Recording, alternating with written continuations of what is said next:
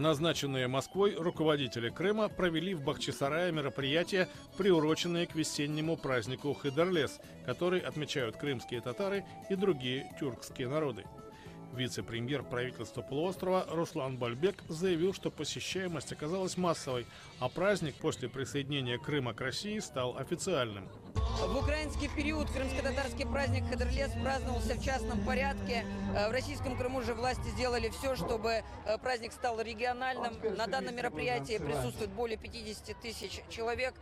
Али Ситумеров из Ялты также считает, что праздник вполне удался.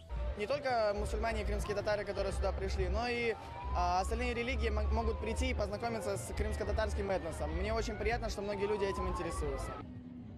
Светлана Николаевна, директор Дома культуры из села Мирновка Джанкойского района, отметила межконфессиональное единение, которое проявилось в праздничном угощении.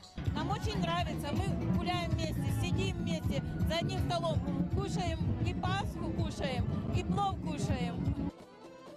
Председатель Меджлиса крымско-татарского народа, депутат Верховной Рады Украины Рифат Чубаров заявил в Киеве, что для обеспечения явки был задействован административный ресурс.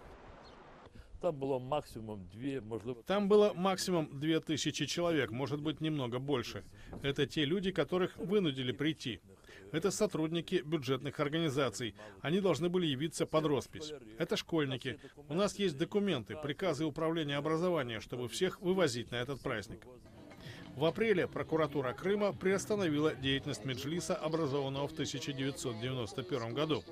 Верховный суд полуострова признал исполнительный орган Курултая крымских татар экстремистской организацией и запретил его деятельность в России. Большинство стран мира и международных организаций не признает присоединение Крыма к Российской Федерации.